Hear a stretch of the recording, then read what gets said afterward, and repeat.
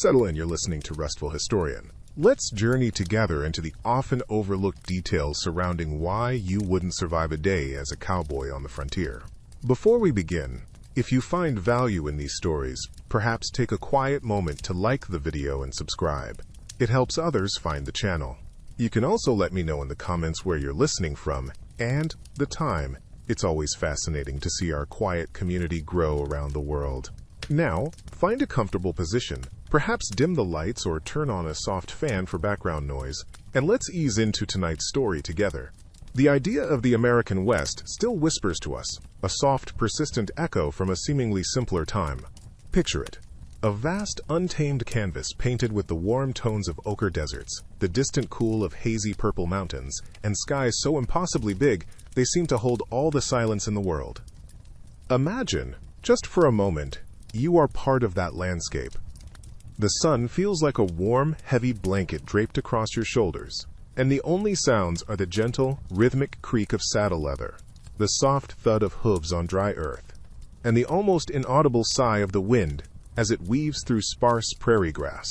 This is the romanticized realm of the cowboy, a figure etched deeply into our collective imagination.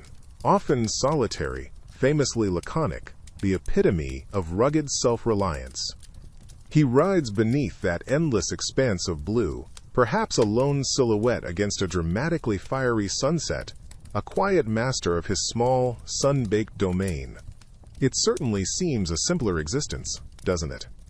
A life stripped bare of the relentless demands of modern complexities, where your most pressing concerns might be the whims of the weather, the direction of the herd, and the ever-beckoning line of the distant horizon. The very air you breathe seems different here, carrying the scent of sun-warmed dust, the faint, comforting aroma of distant campfire smoke, and sometimes the clean, sharp promise of rain on the parched earth. You can almost feel the cool of the evening beginning to settle in, a gentle reprieve, promising a night under a canopy of a million stars, achingly bright and far from the clamor of any city, any crowded street. This is the powerful dream of the frontier, an enduring myth of untethered freedom and staunch independence. A quiet, alluring promise of a life lived entirely on one's own terms, at the slow, deliberate, contemplative pace of a horse's steady walk. It's a beautiful vision, isn't it? That quiet, alluring promise. And for many, our image of the cowboy is indelibly shaped by the flicker of the silver screen. Think of those iconic figures, tall in the saddle, lean and stoic, their pearl-handled revolvers gleaming, their leather chaps artfully distressed but rarely truly filthy. They dispense justice with a steely gaze and a quick drawl, always ready with a laconic quip, their trusty steed a marvel of equine perfection. Even their loneliness seems noble, a chosen solitude against breathtaking, panoramic vistas, the kind that make your heart ache with their vastness. But as we settle in, let's gently pull back the curtain on that cinematic romance, just a little. The truth, as it so often is, was a grittier, sweatier, and altogether less glamorous affair.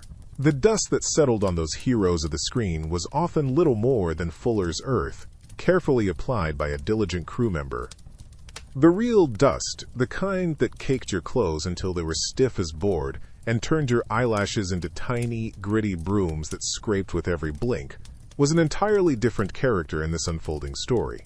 The scent of sagebrush and campfire smoke, so romantic from afar, often mingled intimately with the less poetic aroma of unwashed bodies, stale sweat, and the ever-present pungent reality of hundreds, sometimes thousands, of cattle.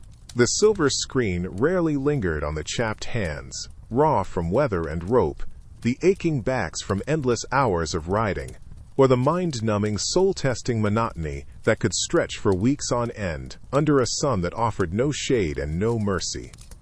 So, with those unglamorous truths lingering in the air, like the dust that never quite settled, let's imagine for a moment. Picture yourself, your modern self, waking not to a gentle alarm, but to the chill of a pre-dawn desert morning seeping through a thin bedroll. Before the sun even hints at its arrival, the air is sharp, carrying the scent of cold earth and maybe the faint smoky ghost of last night's dwindling campfire. There's no hitting snooze here. The day has already begun, whether you feel ready or not, and its demands are immediate. Your first task might be to pull on clothes still damp with dew, or stiff with yesterday's sweat and grime. The rough fabric, a stark contrast to anything you might choose today. Those iconic leather boots, so stylish in retrospect, would feel less like a fashion statement and more like unyielding constraints on feet perhaps already weary from the days before. Breakfast? Forget your artisanal toast or leisurely latte. More likely, it's a cup of gritty, scalding coffee, brewed strong enough to wake the dead. Perhaps some lukewarm beans or a piece of hardtack that feels determined to outlast your jaw. The simple act of preparing for the day is an exercise in confronting the raw, unvarnished reality of survival. And then the work begins, almost before your eyes have fully adjusted to the dim light, demanding your complete attention. Hours in the saddle stretch before you, the sun climbing relentlessly, the vast, silent landscape unfolding, beautiful but utterly indifferent to your comfort. The constant thrum of hooves on dry ground, the lowing of cattle, the rhythmic creak of leather, these become the soundtrack to a day defined by unceasing physical exertion and an almost shocking lack of what we consider basic comfort. So, as you settle deeper into your own soft bed tonight, consider this. Could you, truly, navigate even one such day? Could you trade your world for theirs, even for those 24 hours, and find your footing on that unforgiving frontier? The romance of the open range, that wide, beautiful indifference we spoke of, fades remarkably quickly when the sun truly begins its relentless climb. Beyond the iconic silhouette against a painted sunset, the day-to-day reality was a tapestry woven with threads of discomfort you might scarcely imagine. Consider the dust, for instance. Not just a cinematic cloud kicked up by hooves, but a persistent, insidious companion. It would settle in the folds of your rough-spun clothes, already stiff with dried sweat and the grime of days. It would grit between your teeth with every mouthful of monotonous food. Perhaps some leathery jerky, undeniably tough, or a gloopy stew, where the main flavor was salt, smoke, and a faint prayer it wouldn't make you ill.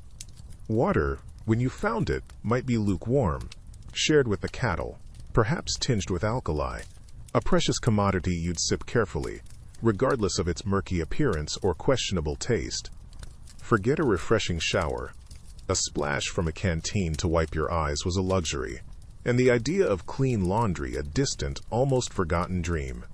Your own scent, a rich blend of horse, old sweat, and the trail itself would become as familiar as the feel of worn leather in your hands. Your skin, constantly exposed, would soon feel like old parchment, chapped by wind, baked by sun, and host to a relentless congress of biting insects, whose tiny persistent aggressions became a maddening, itchy backdrop to every waking moment. Sleep, when it came, was often a few snatched hours on unyielding ground, under a single blanket that smelled of damp wool, horse, and the faint, lingering aroma of last night's wood smoke. These weren't necessarily the grand, heroic struggles of legend, but the relentless, daily erosion of comfort, the unseen, tiny wounds that could truly test the spirit. One gritty mouthful, one itchy bite, one bone-weary night at a time. That brief, troubled slumber, if it even deserved such a name, would be shattered long before the sun even considered painting the eastern horizon.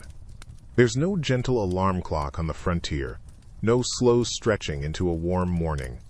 Instead, imagine a jolt, a sudden, unwelcome clarity. Perhaps it's the camp cook, a shadowy figure already wreathed in the flickering, weak light of a nascent fire, clanging a tin pot with an iron spoon, a sound as subtle as a rifle crack in the profound pre-dawn stillness. Or maybe it's simply the cold, a relentless, seeping chill that has finally wormed its way through your meager blanket and into your very marrow, making further sleep an agonizing impossibility. If you found yourself within the rough-hewn walls of a bunkhouse, the air would be thick and close. The smell of stale sweat, damp wool, old leather, and perhaps the lingering, ghostly aroma of last night's beans would greet your nostrils before your eyes even fully registered the oppressive gloom. The wooden bunks, more often than not just hard planks stacked 2 or 3 high, offered no lingering comfort to ease you back into the world. You'd hear the rustle and grunts of other men, equally disinclined to rise, but knowing the day and its relentless demands waited for no one. Out on the trail, beneath the vast, indifferent canvas of a star-dusted sky, the awakening might be even starker. Those distant, glittering pinpricks offered no warmth, only a cold, crystalline beauty against the inky black. The ground beneath you, hard and unforgiving, would have stolen every scrap of heat you possessed. A thin, icy layer of dew might cling to your bedroll, a chilly, unwelcome shroud. This wasn't so much an awakening as an eviction from the brief, shallow respite of unconsciousness. Every muscle protesting with a dull, persistent throb, a grim reminder of yesterday and a stark promise of the day to come. The world beyond your eyelids was still a realm of biting air and deep shadow. A good hour or two before the first hint of gray would even begin to soften the edges of the distant, silent landscape. That dull, persistent throb you felt wasn't just a morning complaint. It was the baseline of your existence out here. Trying to uncoil yourself from that thin bedroll would be an exercise in gritty determination. Imagine your back, a roadmap of past strains and near misses, protesting with a chorus of creaks and groans. Your knees, punished by endless hours gripping a saddle, might feel like they're filled with sand, each bend a grinding negotiation. Perhaps an old wrist injury, a souvenir from a stubborn steer or a clumsy fall, would send a sharp, insistent signal up your arm as you pushed yourself upright. These weren't isolated incidents of pain. They were constant companions, a dull orchestra playing a symphony of discomfort that never truly faded. The memory of a truly restful night would be a distant, almost mythical concept. Even when sleep did come, it was often shallow, broken by the cold, the unfamiliar sounds of the prairie, or the simple, unyielding hardness of the ground beneath you. There was no gentle stretching, no easing into the day. It was more like peeling yourself off the earth, every fiber of your being already anticipating the next round of exertion. The aches weren't something to be overcome.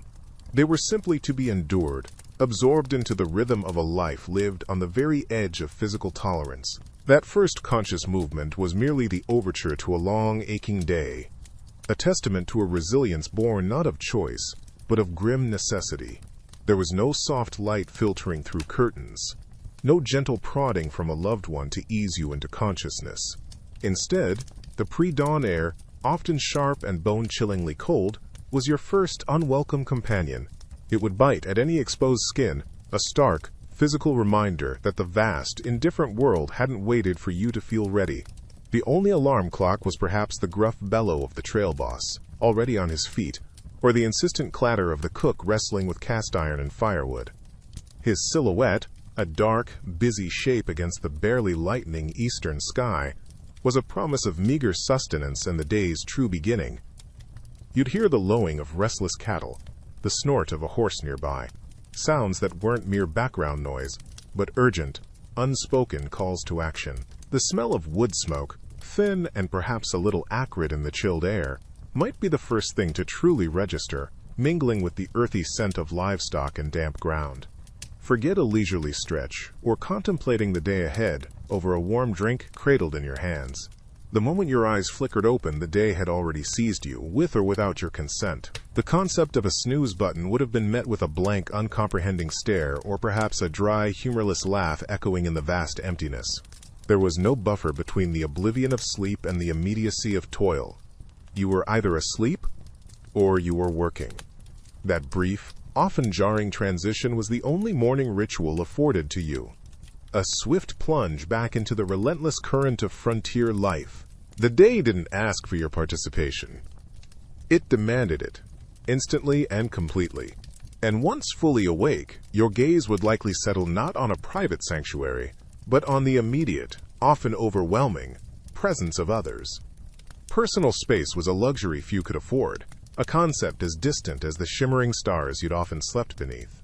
Imagine, if you will, the interior of a typical line shack or bunkhouse.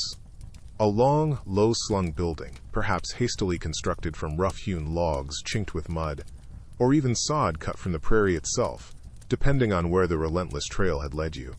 The air inside would hang heavy, a potent, inescapable cocktail of stale sweat from weeks of unwashed bodies, the acrid tang of cheap tobacco smoke clinging to every surface, damp wool from perpetually wet gear, and perhaps the faintest greasy ghost of last night's questionable stew. Sunlight, if it dared to penetrate this dim world, would struggle through a couple of small dirt-caked window panes, or maybe just gaps in the walls, illuminating swirling dust motes like tiny indifferent galaxies.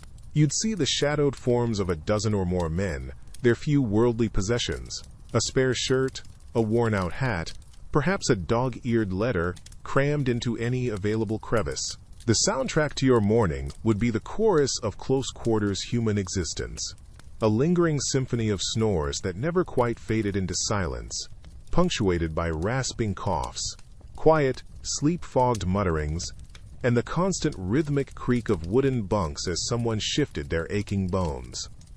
Your bed, likely a thin, scratchy blanket thrown over a hard plank, or, if fortune smiled, a tick-infested straw mattress, offered little true solace. Privacy was found only within the quiet confines of your own thoughts, a small, internal rebellion against the constant, unavoidable intimacy of shared hardship. The notion of a room to oneself, a door to close against the world and its persistent smells, that was pure fantasy. A whisper from a life you'd likely never know out here on the vast, unforgiving frontier. As the first faint light begins to pierce the gloom of the bunkhouse, or perhaps just the pre-dawn chill tightens its grip, you might instinctively think of washing away the night's discomfort. A fresh start, but hold that thought just for a moment. Your morning ablutions on the frontier, if they happen at all, are a far cry from any ritual you might recognize. A stark introduction to the day's many small battles for comfort. Imagine, if you will, seeking out the water barrel. If you're fortunate enough to be near a creek and it isn't the dead of winter, you might find flowing water. More often, though, water was a precious hauled commodity, used sparingly. The communal barrel, should one exist, likely holds water that's been sitting, collecting a film of dust, perhaps a few stray insects or other uninvited additions. Best not to peer too closely into its murky depths, especially before your eyes have fully adjusted to the dim light. You dip your hands, or perhaps a communal, rust-stained ladle. The shock of the cold, even in what passes for warmer months, is immediate and absolute. It's less a gentle cleansing and more a jolt to the system, a stark, unwelcome reminder that you are, indeed, very much awake. There's no fragrant soap, no soft towel laid out, just the bracing, often gritty, water. You might splash a little onto your face, feeling the chill seep into your skin, the dirt perhaps just redistributed rather than removed. Sometimes, especially on a long, arduous cattle drive or during a particularly bitter winter spell, even this meager splash was a luxury too far. Water might be frozen solid in its container, a mocking, icy slab. Or it might be too scarce, too vital for drinking or cooking, to waste on something as frivolous as washing. In those instances, you'd simply run a calloused hand through your hair, already stiff with the accumulated grime of days, and perhaps rub the sleep from your eyes with a knuckle. The layered scent of unwashed bodies, old wood smoke and trail dust was simply the prevailing perfume of the morning. A shared, unspoken reality. Cleanliness, as we cherish it, was a distant, almost forgotten dream. With that forgotten dream of cleanliness receding with the faint light of dawn, your hand would reach for something far more tangible, far more crucial to facing the day ahead. Your hat. It wasn't some jaunty accessory chosen for its dash or flair, though over time, each one undoubtedly developed its own battered character. No, this wide-brimmed guardian, most likely crafted from sturdy stiffened, felt, perhaps beaver if you were fortunate, rabbit if not, was, in essence, your first line of defense. Imagine the sun, not as a gentle warmth, but as a relentless, unfiltered adversary in an endless, pale blue sky. Without that wide, sturdy brim casting a precious circle of shade, your face would quickly redden, then bake to a painful leathery crisp. Your eyes would narrow to painful slits against the blinding glare, your head soon beginning to throb with the insidious, dizzying onset of sunstroke, a genuine threat on the open range. And when the skies decided to open, as they so often did, with little preamble, transforming a dry breeze into a violent, lashing rain, your hat became your immediate, personal shelter.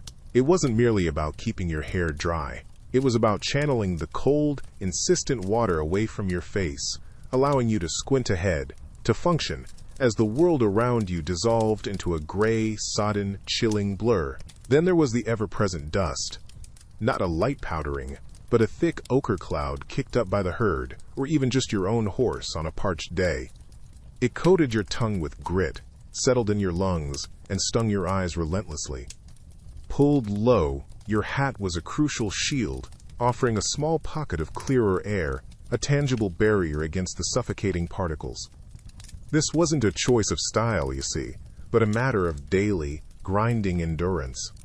That simple circle of felt, often stained with sweat and trail grime, was frequently the only thing standing between you and a truly miserable sun-scorched or waterlogged shivering existence. A silent, steadfast companion in a world that offered precious few comforts, and certainly not a thought for fashion. And just as essential as that battered hat, often tied loosely around your neck or readily accessible in a dusty pocket, was a simple square of cloth, your bandana. Not for any flourish of style, though some might bear the ghostly imprint of a faded red or blue pattern. This unassuming rectangle of cotton was your tireless, versatile companion. When the dust, a relentless demon churned up by hundreds of plodding hooves, rose in a choking ochre cloud that swallowed the sun and gritted between your teeth, you'd swiftly pull that bandana high over your nose and mouth. It wouldn't perform miracles, of course. You'd still taste the alkaline dryness of the plains, feel the fine, insidious particles settling in your throat, but it offered a small, precious pocket of strained air, a slightly less punishing breath in an otherwise abrasive world. Imagine the texture of it against your skin, perhaps a coarse calico, or a finer cotton softened only by countless cycles of sweat, sun, and perhaps a rare, cursory rinse in a muddy creek. It might carry the faint, lingering metallic tang of old blood from a carelessly tended cut, or the pervasive, smoky aroma of countless campfires clinging to its fibers. Beyond its crucial role as a dust mask, it was your immediate, if rudimentary, field dressing for a gashed hand, or a tourniquet twisted tight in a moment of stark necessity. It mopped the stinging sweat from your brow as the sun beat down with an unforgiving glare. Dip it in precious, cool stream water, and it became a brief, heavenly compress. It could be a makeshift coffee filter for gritty grounds, a quick pot holder against a searing skillet handle, even a desperate signal flag waved in the vast, indifferent emptiness of the landscape. A silent, multi-talented workhorse, that humble square of fabric, its true worth measured in survival, not sense. And just as that simple cloth held countless uses, another layer of protection was even more crucial for your legs, those tireless limbs carrying you through the unforgiving terrain. Forget any romantic notions of fancy leatherwork purely for show. Chaps were your indispensable armor, heavy and smelling faintly of cured hide, horse sweat, and the dust of 1,000 miles. Imagine yourself pushing through a dense thicket of mesquite or catclaw acacia, the branches armed with needle-sharp thorns, reaching out to tear at your clothes and skin. Without chaps, your ordinary trousers would be shredded ribbons in minutes. Your legs, a crisscross of bloody scratches, an open invitation to infection, throbbing with every step. These weren't lightweight fashion statements, whether simple shotgun-style tubes encasing each leg, or the more elaborate batwing types that flapped with your gait. They were heavy, often stiff, shields of thick cowhide, sometimes 2 layers deep, designed to take a beating. You'd feel their reassuring weights cinched around your thighs and calves each morning, a constant, almost comforting pressure a reminder of the harshness they defended against. The leather, often scarred and stained from countless encounters, would creak softly with your every movement, a rhythmic accompaniment to the jingle of spurs. They deflected not only the vicious thorns but also the unexpected strike of a rattlesnake, coiled unseen in the tall grass, or the painful, searing friction of a lariat pulled taut against your leg when roping a struggling steer. These were your leg's best friends, a tough, uncomplaining barrier between you and a world eager to bite, scratch, and burn. And just below those faithful chaps, your feet would find their own specialized armor, the cowboy boot. Forget the softened, stylish interpretations you might see today, designed more for urban landscapes than rugged terrain. These were tools, sculpted from necessity, their form dictated by the unforgiving demands of the horse and the open range. Each element spoke of function, a silent contract between rider and beast. Imagine for a moment, you're pulling on a pair for the first time. The leather, thick and robust, perhaps still bearing the faint earthy scent of its tanning, would likely feel unyieldingly stiff against your unseasoned ankles. The shaft, rising tall and close, was another layer of defense, shielding your lower legs from thorny scrub, the constant scrape of the saddle, or an errant kick. Then your attention would be drawn to that unmistakable heel, often 2 inches or more, sharply angled and underslung. It wasn't there for a confident swagger on a boardwalk. Its sole purpose was to catch the back of the stirrup, a vital anchor preventing your foot from shooting straight through if your mount spooked or bucked. And the sole itself? Often smooth, even slick, a deliberate design choice. If you were unseated, the last thing you wanted was a boot that clung to the stirrup, dragging you to a far worse fate. But now, picture yourself trying to walk any significant distance in them. That purposeful heel, so crucial in the saddle, would transform into an awkward impediment on solid ground. Each step might feel precarious, your weight unnaturally pitched forward onto the balls of your feet. The unyielding leather, perfectly supportive for riding, would now rub and chafe against tender skin, promising angry red welts and blisters with every ungraceful footfall. These weren't boots for rambling. They were precision instruments for a life spent largely off the ground. A constant, stiff reminder that your primary mode of travel had 4 legs, not 2. Leaving the discomfort of those ground-bound boots aside for a moment, let's consider the rest of your ensemble. There'd be no soft, breathable synthetics wicking away your sweat, no feather-light fleece to pull on.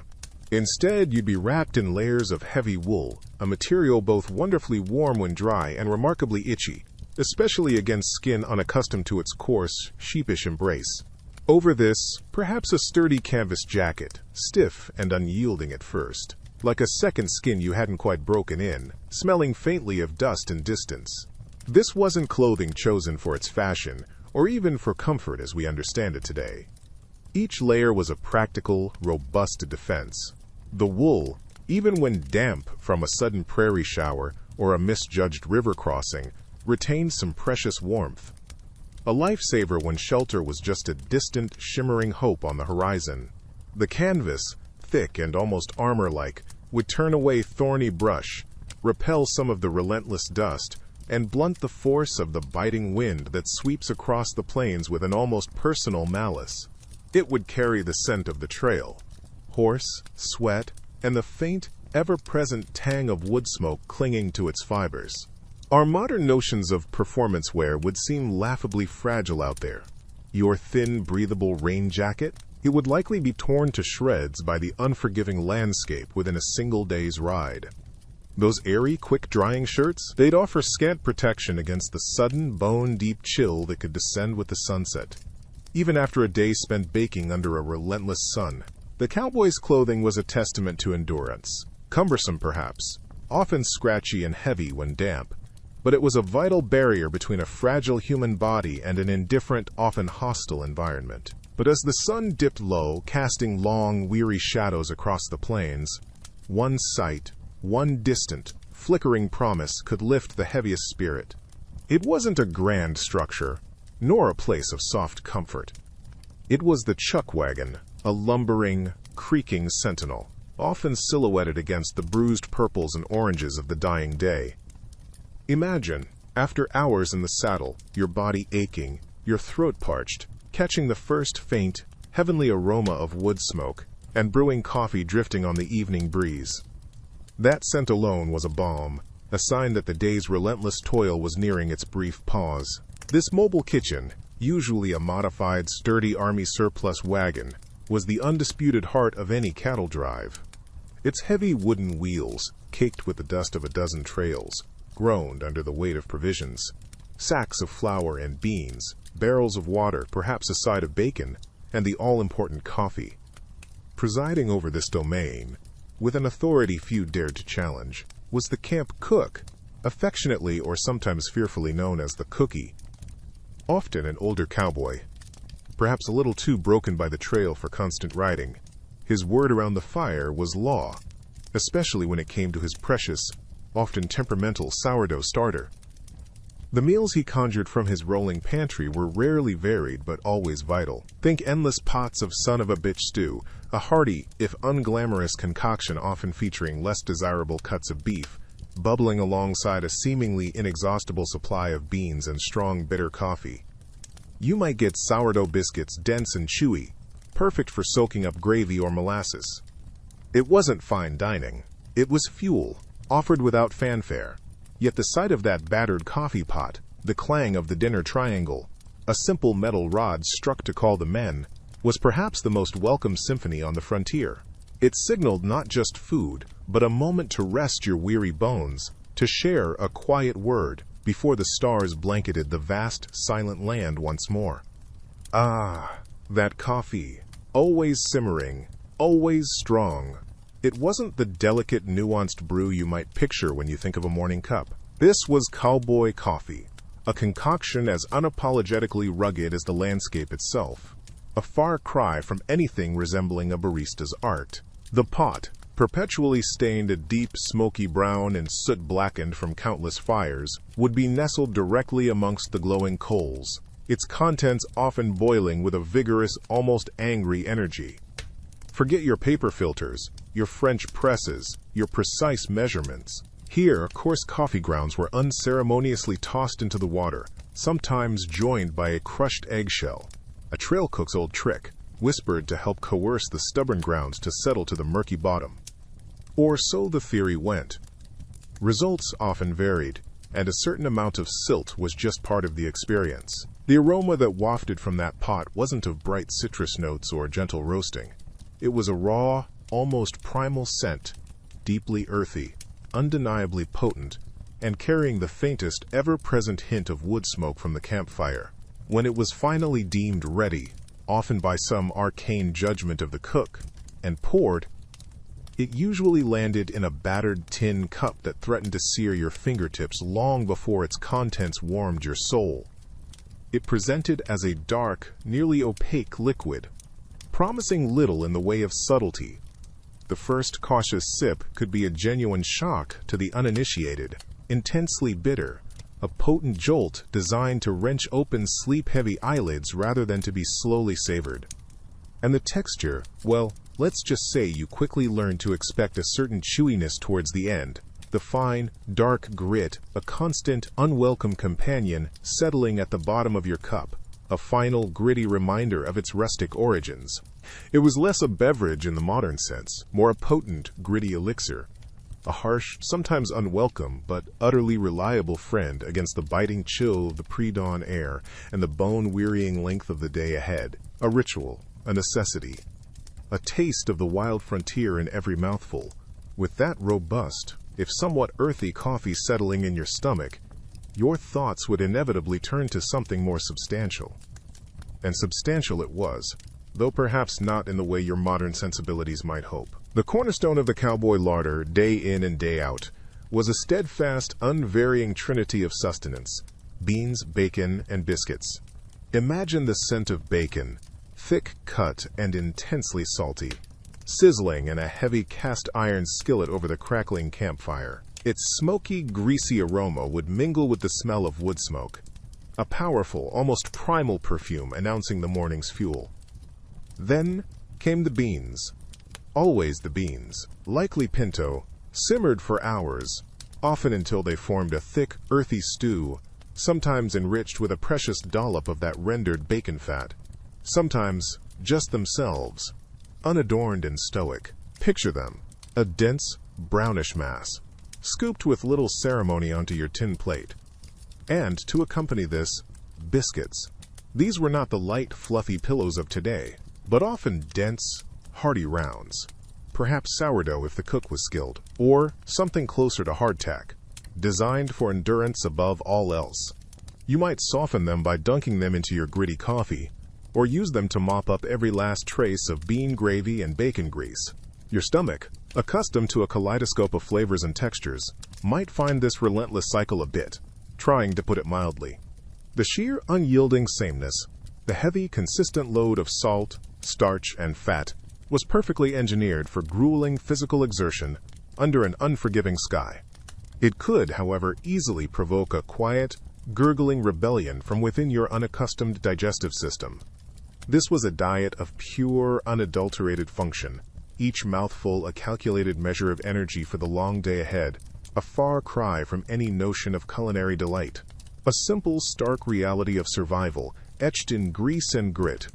And beyond the sheer monotony, there was an even more profound absence, a void that your modern palate, accustomed to a rainbow of produce, would find almost unimaginable.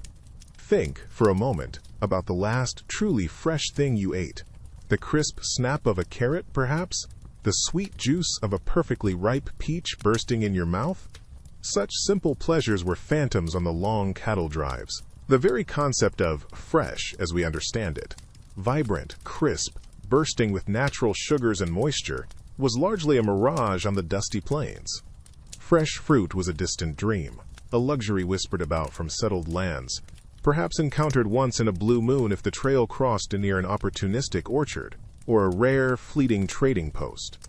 Vegetables, if they appeared at all, were often desiccated versions of their former selves, preserved in ways that leached them of vibrant life, if not essential nutrients. The idea of a crisp salad, a handful of berries picked from a wild bush, or even a simple unblemished potato that hadn't spent months jostling in a sack, was often just that, an idea, a faint, wistful memory from a life left far behind.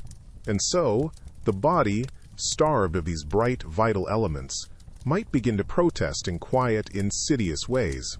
A dull ache in the joints that no amount of rest could soothe, gums that felt a little too tender when chewing on that tough jerky, a pervasive weariness that settled deeper than mere physical exhaustion from the long hours in the saddle. These were the subtle, creeping shadows of a diet utterly devoid of the fresh, the green, the vibrant. A stark reminder that survival on the frontier often meant sacrificing more than just comfort, unknowingly bartering away unseen vitality for the ability to simply endure another day. And just as your body might silently protest the lack of vital nutrients, an even more immediate, more desperate craving would soon make itself known. Thirst. Water. That simple, life-giving substance we now summon with a mere turn of a tap, was an entirely different beast on the frontier. It was a constant preoccupation, a treasure to be sought, and often a gamble to consume. Dot. Imagine scanning the vast, sun-baked horizon, your eyes gritty from dust and the relentless glare, searching for the faintest shimmer, the subtle dip in the land, the telltale cluster of willows that might betray a seep or a hidden spring. Sometimes, after hours of parched anticipation, you'd find it, a blessed, cool trickle emerging from a rock fissure, tasting sweeter than any imagined nectar, each gulp a moment of pure, uncomplicated relief. But more often, the offering was far less appealing, demanding a suspension of your modern sensibilities. Perhaps it was a muddy waterhole, its surface filmed with algae, the edges churned by the hooves of cattle or wild game that had drunk there before you. The water might be lukewarm, tasting faintly of earth, animal, and the faintest metallic tang of who knows what. Or worse, you might encounter the deceptive clarity of alkali water, sparkling invitingly in a dry creek bed, yet carrying dissolved minerals that could sicken you profoundly, leaving you weak and cramping, or even prove fatal to your trusting horse. Every sip, unless from a known pure source, was a calculation, a quiet weighing of risks against the burning need. Was this water merely unpleasant, or actively, insidiously harmful? The ghostly figures of those who'd succumbed to dysentery, cholera, or other unseen terrors lurking in tainted water would have been a constant, unspoken warning. The next creek, the next puddle, wasn't just a potential source of hydration, it was a potential source of lingering illness, a slow sapping of strength in a land that demanded every ounce you possessed. The simple act of drinking water became an exercise in vigilance, a daily flirtation with unseen dangers, a world away from the effortless, clean assurance we enjoy today. That assurance fades quickly with the rising sun on the prairie, as yesterday's anxieties about water are replaced by the very physical demands of the new day.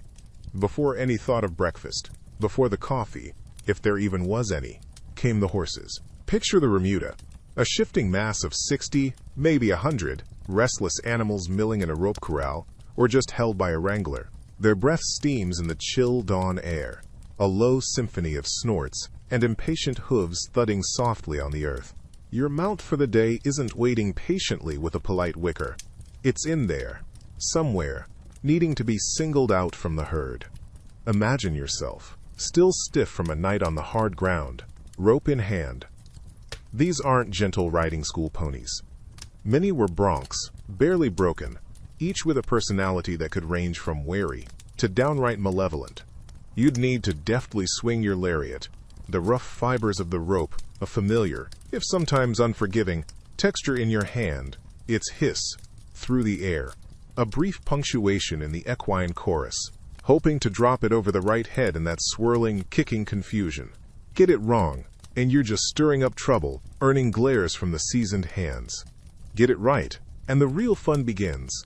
Convincing a creature that often outweighed you by 1,000 pounds that you were, in fact, in charge. The sharp scent of dust and horse manure, mingled with the cool, clean smell of the plains, would be your constant companion. Then came the saddle, a heavy, cumbersome beast of leather and wood, often weighing 40 pounds or more. There was no gentle persuasion here. You'd heave it up, settling it onto a back that might flinch, or arch, or try to sidestep away from you, its muscles tight and wary beneath your touch. Cinching the girth tight was another dance with danger. A horse might bloat its belly, then exhale suddenly to loosen the strap later, or simply decide that today was a good day to plant a hoof in your ribs, a sudden painful punctuation to your morning routine. Each morning was a fresh gamble, a reminder that even your transportation was a wild thing, barely tamed, a partnership earned anew with every sunrise. This creature beneath you, still smelling faintly of wildness and dust, wasn't just a convenient way to get from A to B, a simple tool for the trail. No, this horse was your lifeline, your extended legs across hundreds of miles of unforgiving terrain, often your only sentient company for weeks on end, its quiet breathing a rhythmic counterpoint to the lonely howl of the wind. A lame horse, a sick horse, out here in the vast, echoing emptiness, wasn't just an inconvenience. It was a cold, creeping dread, the shadow of a slow death sentence whispered on the breeze. So, you would tend to him with a devotion born of pure necessity, often before you even thought of your own gnawing hunger or thirst. His water, carefully rationed, his feed, painstakingly sourced, his overall well-being was absolutely paramount. You'd run your calloused hands down his legs each morning, a ritual of touch, feeling for the telltale heat of an impending infection, or the subtle swelling that signaled a strain. Your fingers, more accustomed to rough rope and cold iron, would know every sinew and bone with surprising gentleness. You'd check his hooves with the diligence of a priest inspecting sacred relics, carefully dislodging stones with the metallic tang of the pick, the earthy, slightly pungent scent of the hoof filling your nostrils, the soft nicker as you approached with a handful of grass, the warmth of its breath on your cold fingers. These were small comforts in a hard life, yes, but also constant, vital reminders of a fragile alliance. Lose your horse to injury or illness, and you were suddenly just a man on foot, a very slow, very vulnerable speck in a landscape that had no patience for stragglers. His steady pulse beneath your palm was, in a very real way, your own. His strength was your survival. And now, to that trusted companion, you must add the tool of your trade, the Western saddle. It sits there, perhaps slung over a rough-hewn fence rail, looking less like a seat and more like a complex leather-bound machine. Forget any notions of a light, breezy ride through a sun-dappled meadow. This saddle is a testament to toil, a heavy-duty piece of equipment designed for survival, not sport. Imagine, if you will, the sheer, uncompromising heft of it as you approach. You'd reach for it, your muscles perhaps already protesting from a night spent on the hard, unyielding ground. 30, 40, sometimes even close to 50 pounds of thick, layered leather, a sturdy wooden tree forming its skeleton, and cold, heavy iron or brass fittings that glint dully in the faint light. Hoisting this onto your horse's patient back, often in the pre-dawn chill when the air bites at your skin, was your first real chore of the day, a dead weight that settled with a soft, significant thud. It wasn't just heavy, it was intricate, a fortress of function. The high, sturdy horn at the front wasn't merely for decoration or a convenient handhold. It was a working tool, built to take the sudden, brutal strain of a dally rope when wrangling stubborn cattle, a solid anchor against hundreds, sometimes thousands of pounds of struggling, unhappy livestock. The deep seat and high cantle at the back were there to cradle you, to offer some small measure of stability during those interminable hours spent traversing unforgiving, sun-scorched land. Every strap, every stirrup leather, every cinch was overbuilt for endurance, not fleeting elegance. The familiar, rhythmic creak of that leather as you finally settled in was the sound of a long, hard day beginning, a sound as constant and reliable as your own weary heartbeat. And as that heartbeat settled into rhythm with the creaking leather, your attention would shift, almost unconsciously, to the living, breathing engine beneath you. Your horse wasn't just transportation, it was your partner, often your only companion for days on end, and its well-being was inextricably linked to your own. You'd learned to read its moods and needs with an intimacy few experience today. The slight pin of an ear, a subtle ripple of skin over muscle that you could feel through your legs, the particular cadence of its hooves on the dry earth, these were all part of a silent, constant dialogue. The very scent of its warm hide, a mix of animal musk, dust, and sun-baked grass, would be as familiar as the air you breathed.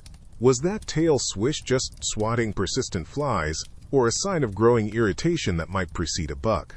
Did the sudden stillness, the pricked ears, and the faint snort signal a predator nearby, or just a jackrabbit darting through the chaparral? These weren't idle curiosities. Misinterpreting these subtle cues, these quiet whispers from your mount, could mean a sudden, bone-jarring separation from your saddle, a lost day's hard work, or even a life-threatening situation far from any semblance of help. This profound understanding wasn't taught in any schoolhouse. It was absorbed through countless shared sunrises, through the gritty dust of the trail kicked up into your face, the biting chill of a plains night, and the quiet, almost tender moments spent grooming and tending, a language spoken in flickers and nudges, understood deep in the bones. But even a language understood deep in the bones couldn't always prevent the unthinkable. What happened when that vital, four-legged part of your very being simply gave out? One moment, you're surveying the endless roll of the prairie, from the familiar comfort of your saddle, the rhythmic creak of leather, a constant, soothing companion. The next, an awkward stumble, a pained whinny, and that rhythm is broken, shattered. Suddenly, you are just a man, small and terribly vulnerable, standing on the sun-baked earth. Your horse, perhaps, stands with a foreleg held tenderly, head low, its breath ragged, a creature of immense power now utterly dependent, or worse, gone, taking with it not just your means of travel, but often your bedroll, your meager rations, maybe even your only canteen. The vastness of the plains, once a canvas for your journey, would transform into an oppressive, silent enemy. The whisper of the wind through the tall grass would no longer sound like freedom, but a mournful sigh for your predicament. Your heavy chaps, your spurs, designed for riding, would become instruments of torture for walking. Every step would be a grim calculation. Water, distance, the hope of stumbling upon another soul in this immense emptiness. The horizon, once a beckoning line of possibility, now stretches out as an indifferent, almost mocking expanse. To lose your horse was to lose your legs, your livelihood, often your best chance of seeing another dawn. It was a vulnerability so profound, so absolute, that we, with our easy conveyances, can scarcely begin to fathom its icy grip. Even with your horse, your faithful four-legged lifeline, the day ahead unspools like an endless, dusty ribbon. The miles themselves, perhaps 10, maybe 15 on a good day, sound deceptively modest to our modern ears, but these aren't miles clocked on smooth asphalt. With air conditioning and a podcast to distract you, these are frontier miles, hard-won and deeply felt, each one a testament to endurance. Imagine settling into that worn leather saddle before the sun even fully crests the horizon, the air still holding a chill that will soon be forgotten. The only soundtrack is the rhythmic plod of hooves, the creak of leather, the occasional lowing of cattle if you're on a drive, or perhaps just the sigh of the wind across the plains. The sun climbs, a relentless eye in an often cloudless sky, baking the earth and you along with it. Your world shrinks to the feel of the horse beneath you, the weight of the sun on your shoulders.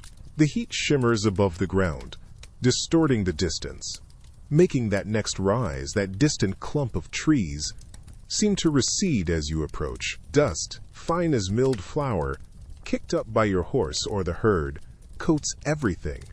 Your clothes, your skin, the back of your throat.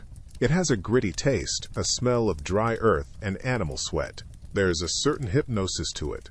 This slow, steady crawl across the land, a rhythm that could lull you into a trance, were it not for the constant, aching awareness of your body, the sun, and the miles yet to go before you might even think of rest.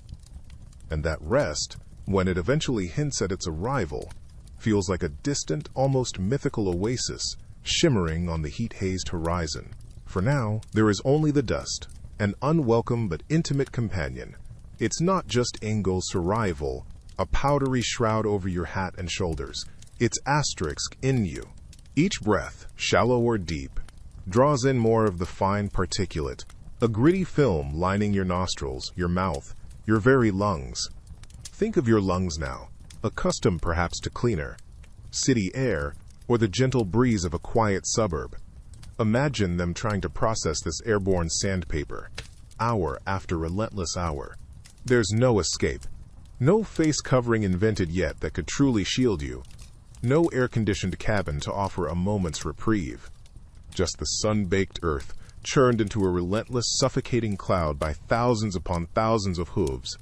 The sound, or perhaps the oppressive lack of varied sound, contributes to this creeping weariness. It's a monotonous, shuffling percussion, the rhythmic plodding of cattle, the soft, rhythmic creak of saddle leather that becomes almost a part of your own breathing, the occasional low moo that seems to be absorbed by the sheer scale of the sky. A fellow drover might utter a soft curse, a word lost almost instantly in the vast, indifferent landscape. You might find yourself longing for a sharp noise, a different melody, anything to break the hypnotic, grinding spell of this slow, dusty procession. But the plains offer only more of the same. The dust becomes your unwelcome meal, gritty between your teeth. Your constant, earthy perfume, the very air you struggle to draw, each particle, a tiny, irritating testament to the immense, indifferent patience required to move these creatures across a continent. One slow, choking step at a time. And beyond the dust, beyond the aching in your saddle-worn bones, there was the endless, silent conversation you had to maintain with the herd itself. This wasn't just about keeping them pointed in the right direction. It was a deep, almost intuitive reading of thousands of half-wild minds.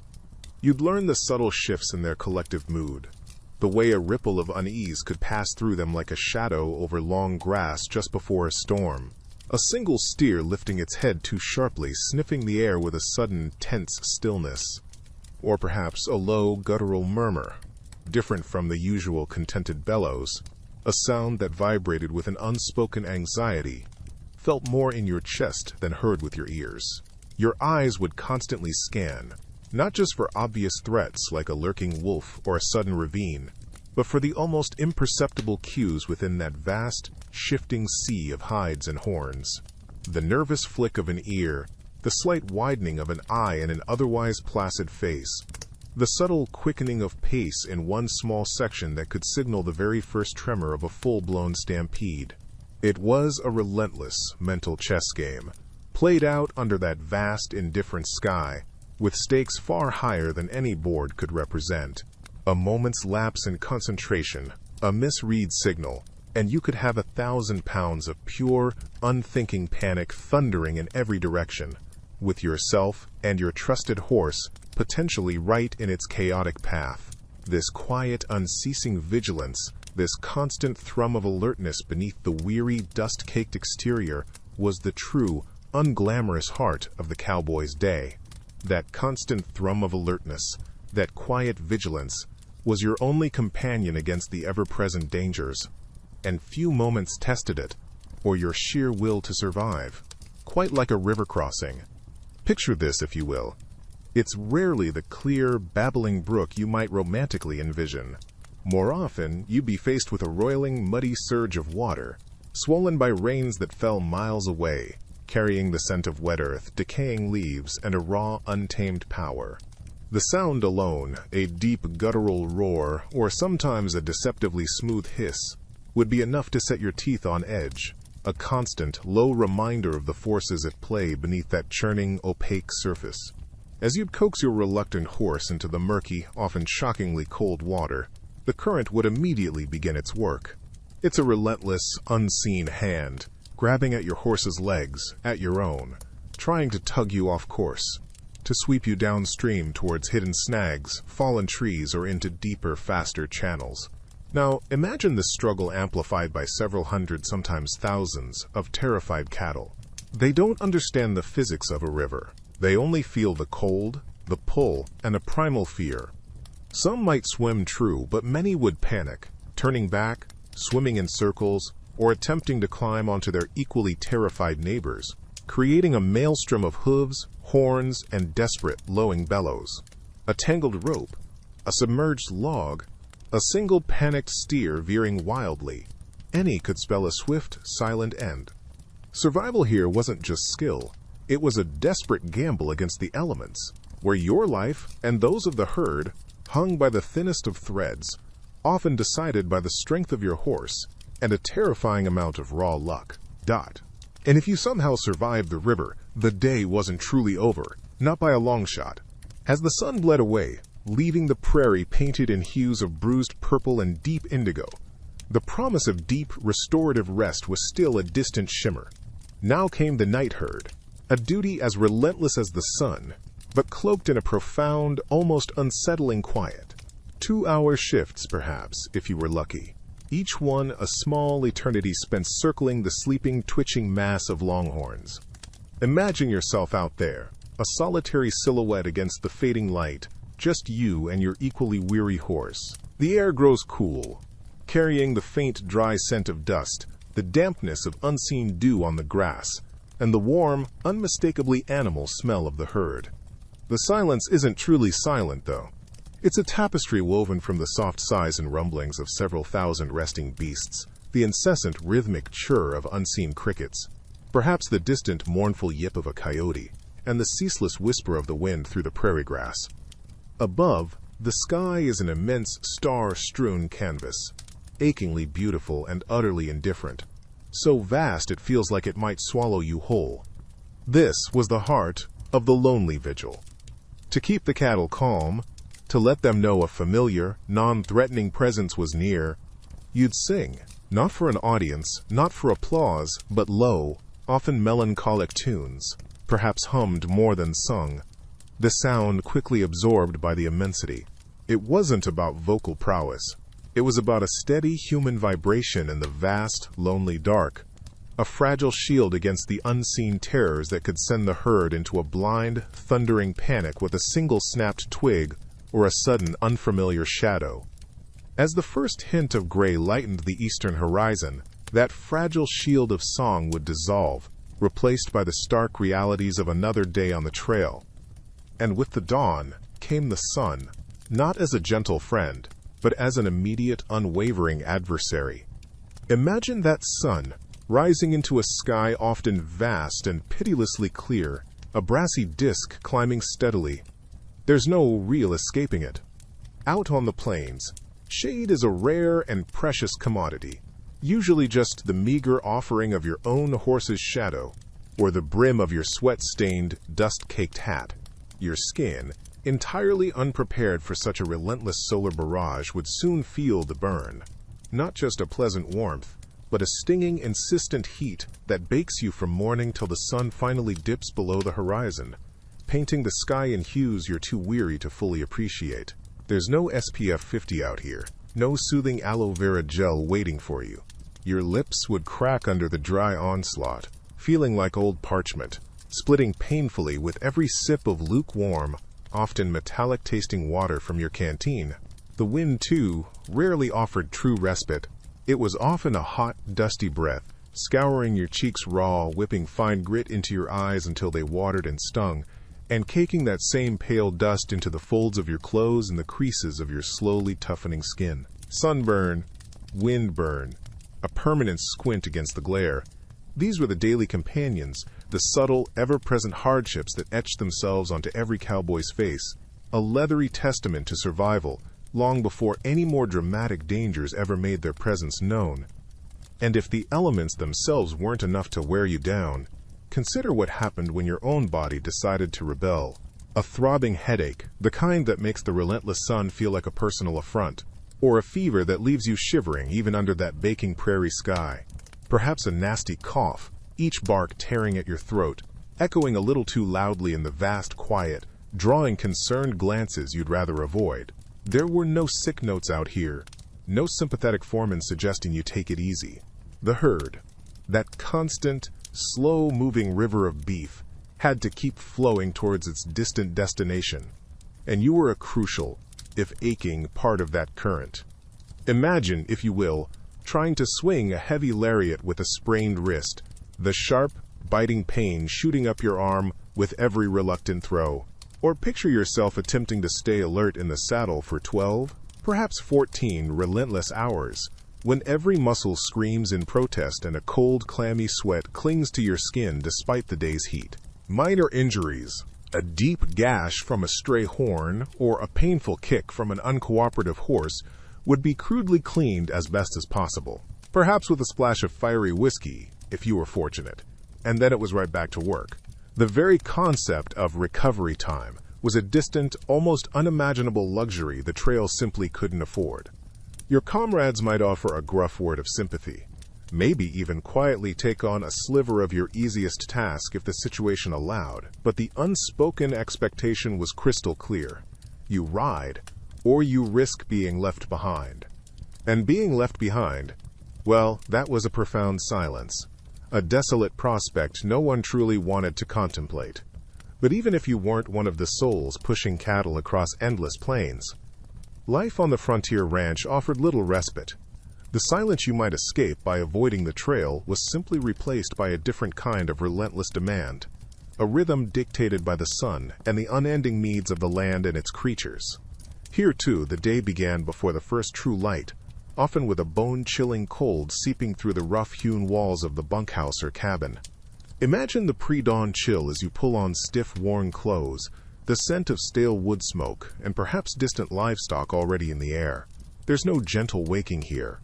The first tasks loom immediately, tending to the horses that weren't on the drive, their breath misting in the dim light of a swinging lantern, hauling water, its weight a familiar ache in your shoulders, or perhaps starting the repairs on a section of fence damaged by wind or wandering wildlife. The wind itself often carried a lonely sound across the vast, open spaces, a constant, sighing companion to your labor. The work was a litany of unglamorous necessities. Days could be spent under a blazing sun, mending miles of barbed wire, your hands raw and scratched, the metallic tang of the wire mingling with the scent of dry earth. Or you might be in the dusty corral, breaking a stubborn bronco, the thud of hooves and the snorts of the animal, a stark contrast to the quiet desolation around. There was always something, a leaky roof on the barn, tools to sharpen, sick animals to tend, or firewood to chop and stack against the coming cold. Each task, seemingly small, was crucial for survival, a tiny stitch holding the fragile enterprise together. The grandeur of the cattle drive was a distant story. This was the quiet, grinding reality of holding ground. And speaking of holding ground, one of the most deceptively simple yet utterly vital ways you do that was by tending to the fences. Imagine it, you alone, under an immense, often indifferent sky. The wind, your only constant companion, whispers across miles of prairie, carrying the scent of sage and dust. Your world, for hours, perhaps days, shrinks to the next sun-bleached fence post, the next coil of barbed wire glinting sharply in the relentless sun, a thin metallic line drawn against the vast emptiness. This wasn't a quick fix with a staple gun. Picture yourself wrestling with a heavy post-hole digger, its worn wooden handles slick with your sweat, the sun beating down on your neck, feeling like a physical weight. Each thud of the digger into the baked, stubborn earth is a small, hard-won victory. Then comes stretching the wire, taut and unforgiving, its barbs snagging at your worn leather gloves, always eager to tear at flesh or fabric. You'd feel the deep strain in your shoulders, the persistent ache in your lower back, the small, sharp pains that merge into a dull, familiar throb by day's end. And why all this grinding effort under that vast, uncaring sky? Because these simple, often crudely assembled, lines of wood and wire were the fragile difference between your herd and your neighbors, between your precious, scarce water source remaining yours, and it being trampled and fouled by wandering stock. A broken fence wasn't just an inconvenience to be noted later. It was an immediate invitation for loss, a potential spark for dispute in a land where disputes could escalate with terrifying speed. So you'd ride the line, mile after solitary mile, your eyes scanning for the telltale sag, the snapped wire glinting uselessly, the post leaning at a drunken angle, a silent testament to the constant wearying pressure of nature and beast. It was a slow, painstaking battle against the relentless encroachment of chaos, really. The solitary vigil of the fence line eventually gave way to days of intense communal effort, none more so than branding day. Imagine the scene, if you will. A haze of dust hangs thick in the air, kicked up by 100 restless hooves in the corral, catching the relentless sunlight in swirling, gritty clouds. The air, already warm, carries the sharp, acrid scent of wood smoke from the branding fire, a fiery heart at the center of the day's harsh ritual, its tendrils mingling with the earthy smell of livestock and dry ground. You'd hear it before you properly saw all the details through that swirling dust, the distressed bawling of calves, their high-pitched cries cutting through the deeper, anxious bellows of their mothers. The thud of hooves on packed earth, the snorts of working horses, the terse, focused shouts of men, all blending into a cacophony of effort and animal stress. Then, the unavoidable sight of a young calf, roped with swift, brutal efficiency, dragged struggling towards the fire, its eyes wide with a primal terror, held fast, its small body pressed to the unyielding ground by strong, calloused hands. The branding iron, pulled glowing orange-red from the licking flames, would meet hide with a sickening hiss, a plume of rank smoke instantly erupting. The smell of burnt hair and seared flesh, a pungent, unforgettable perfume of ownership, would permeate everything, clinging to your clothes and nostrils. It was a visceral, brutal business, the air thick with those potent smells, the sounds of momentary pain, the sight of raw red marks. But in this unforgiving land, that fiery, painful kiss was often the only language everyone understood, the only sure way to declare, "This is mine," and deter the rustler's opportunistic hand. A necessary cruelty, etched not just onto the animal, but perhaps, in some small way, onto the souls of the men who performed it too. That mark of ownership, seared and settled, was just one kind of brutal negotiation with this land. Another, perhaps even more personal, was the dance with the wild horse, the bronco. These weren't pasture-raised ponies, waiting placidly for a kind hand and a soft word. They were raw, untamed power, magnificent explosions of muscle, sinew, and pure, undiluted fear, their eyes wide with the wildness of the open range.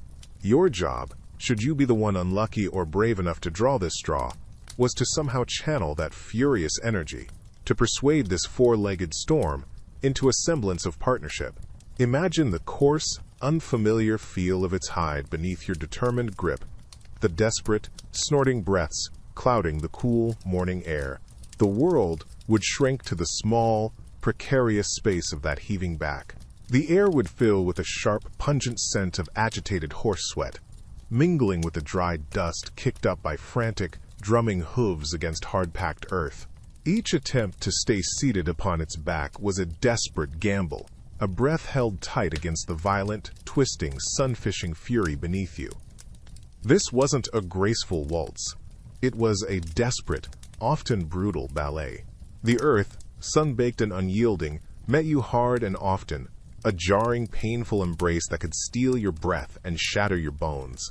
Broken limbs, crushed ribs, a concussion that left the world swimming. These weren't just abstract possibilities, they were almost occupational hazards, grim souvenirs of this dangerous dance with untamed spirit. Beyond the violent ballet with untamed horses, the frontier demanded a relentless year-round tribute of sweat and sinew. There was no off-season, only a shifting landscape of toil. As summer blazed, you'd find yourself in the hayfields, the sun an unforgiving eye in a vast, pale sky. The air, thick with the sweet, almost cloying scent of drying grasses, and the fine, irritating dust of cut stalks would fill your lungs. Imagine the rhythmic, rasping sigh of the scythe, hour after hour, your muscles burning, your back a constant, dull ache. This wasn't a pastoral idyll. It was a desperate race to stockpile life for the lean months ahead, each bale a small victory against winter's coming siege. Then, with the turn of the leaves or the first green shoots of spring, came the roundups. Picture endless days, stretching into weeks, spent almost entirely in the saddle. The world would shrink to the smell of dust, sweat-soaked leather, and the pungent aroma of thousands of restless cattle. The constant lowing chorus of the herd, the crack of a whip, the jingle of tack, these were the sounds of your life. Sleep became a snatched, precious commodity. Often under a canopy of indifferent stars, the ground your only mattress, your bones would ache with a weariness that seeped deep, a fatigue that clung like the trail dust to your clothes. And as the days shortened and a sharp, knowing chill crept into the air, the frantic preparations for winter would begin. This was a race against the first, heavy snows. You'd be mending fences with numb fingers, the icy wind gnawing at any exposed skin, the rhythmic thud of an axe splitting wood for the stove and hearth would echo through the frosty mornings, your hands raw and blistered, yet driven by the primal need for warmth. Every swing was a prayer against the encroaching cold, a small defiance against the long, isolating months that loomed. It was an unceasing cycle, each season presenting its own formidable, exhausting challenges, demanding everything you had, and then some. But the prairie held dangers that arrived with terrifying speed, far removed from the slow creep of winter's chill. Picture yourself out on that immense, open expanse. The sun, perhaps just an hour ago, beating down with a lazy warmth. The air grows unnervingly still, heavy, carrying the faint, metallic scent of ozone before you even see the change. Far off, the horizon begins to curdle, a line of darkness spreading like an ink stain across the vast blue. Then, it's upon you. The sky transforms with shocking swiftness from placid blue to a roiling, bruised canvas of black and violent purple. A distant rumble, easily dismissed, escalates into a chest-thumping roar, the sound of a colossal beast awakening. Lightning doesn't just flicker, it rips the sky apart in jagged, blinding, white-hot tears, striking the earth with concussive force that you feel through the soles of your worn boots. The wind, a sudden, furious banshee, howls across the plains, snatching the breath from your lungs, driving dust and then icy rain into your face. Then the hail, not gentle pellets, but often ruthless stones of ice, hammering down with a relentless, deafening clatter, bruising exposed skin, spooking your horse into a panicked frenzy. The rain becomes a solid, opaque wall, visibility dropping to mere feet. And those dry creek beds, the coulees and arroyos that crisscross the land, they become treacherous traps. Within minutes, a flash flood, a churning, roaring torrent of brown water thick with debris can surge through, erasing the landscape, offering no escape, just the terrifying, indifferent power of nature utterly unleashed. And when the waters finally receded, leaving the land scoured and raw, nature merely exchanged one form of trial for another. The sun, once a distant promise of warmth after the chill, now asserted itself with a relentless, fiery dominance. Imagine it. The vast, open plains of summer stretching before you, a seemingly endless expanse under a sky too bright to bear. The air itself feels heavy, a thick, shimmering blanket you have to push through with every step, every movement of your horse. The only sound might be the incessant high-pitched whine of unseen insects, or the dry crackle of sun-scorched grass beneath your weary boots. There's no shade to speak of, perhaps a solitary, scrawny cottonwood miles distant, a cruel taunt in the shimmering heat haze. The sun beats down, a physical weight on your shoulders, baking the earth until it cracks and groans. Your woolen shirt, so practical for cooler weather, now clings to you, soaked with sweat that offers little genuine cooling in the parched, searing air. The dust, fine as forgotten flour, coats your throat, stings your eyes. You can almost taste the metallic tang of the sun on your skin. Feel it drawing the very moisture from your body. Water, carried in a warm, sloshing canteen, becomes more precious than gold, each sip rationed with grim necessity. And there's no escape, no cool room to retreat to, just the unending horizon and the ever-present silent threat of sun sickness, what we now call heat stroke, a dizzying, nauseating descent into delirium. The modern comfort of air conditioning? Unimaginable. It was simply you, the horse, the herd, and the vast, indifferent furnace of the sky. This constant, oppressive heat wasn't just an inconvenience. It was a persistent, life-threatening adversary. But the relentless sun would eventually relent, its fiery temper finally cooling.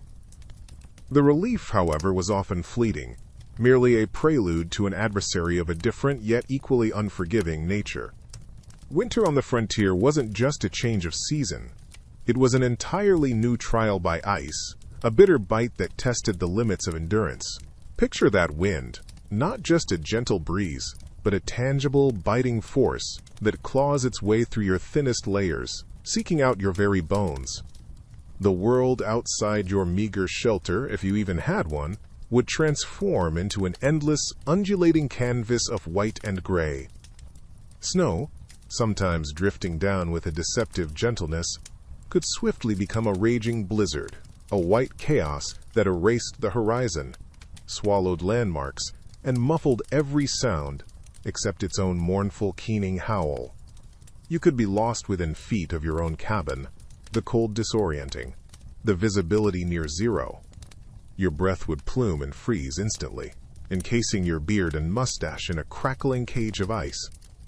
Fingers, stiff and clumsy even inside worn leather gloves, would ache with a persistent, burning numbness, making even the simplest tasks, like saddling a shivering horse or striking a precious match, an agonizing ordeal.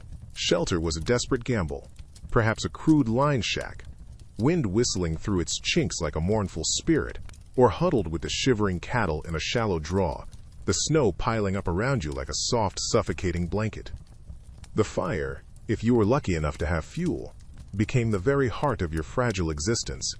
Its meager warmth, a fragile shield against the encroaching, insidious frost. There was a stark, desolate beauty to it, perhaps, in the way the ice sculpted the land, and the profound silence pressed in, broken only by the crack of a frozen tree limb.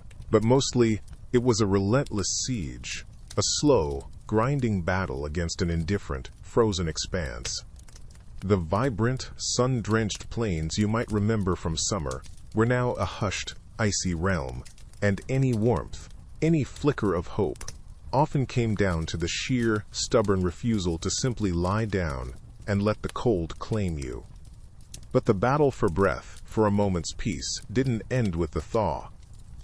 Sometimes the sun itself would become an enemy, not through scorching heat, but by its very absence, swallowed by a different kind of storm, a choking darkness. Imagine, if you will, the horizon beginning to blur, not with a gentle haze, but with a roiling, brown-black wall. The earth itself lifted into the sky, an immense, suffocating blanket hurtling towards you. The light would dwindle, first to a strange ochre twilight, then to an almost impenetrable blackness, even at high noon. The air would grow thick, heavy, each breath a conscious effort, a gritty mouthful of the plains themselves. You'd pull your bandana higher, a flimsy piece of cotton, your only defense. Tasting the fine silt, feeling it coat your tongue, your teeth, the back of your throat, a constant unwelcome presence. The wind would howl, a mournful, abrasive song, carrying not just dust, but sometimes larger debris, stinging any exposed skin. Your eyes, even squinted shut, would burn and weep, gritty tears carving miniature canyons through the mask of grime already collecting on your face. Inside any crude shelter, the dust would still find its way, a silent, relentless invader, settling over every surface, into every meager possession, a fine, gritty film on your food, in your water barrel. Cattle, caught out on the open range, would turn their backs to the storm, sometimes suffocating where they stood, their lungs filled with the choking powder. Men, too, if lost or caught unprepared, could meet a similar, gritty end, the vastness of the land suddenly turning malevolent. There was a terrifying intimacy to it, this sense of the earth itself rising up to reclaim everything, to erase your tiny human mark. After the storm passed, a grim, muted world would emerge, every surface painted in dull shades of dust, the air still tasting of the raw earth. And you'd begin the weary task of digging out, of trying to cleanse yourself and your space, all the while wondering, with a quiet dread, when the next churning cloud would appear on that endless horizon.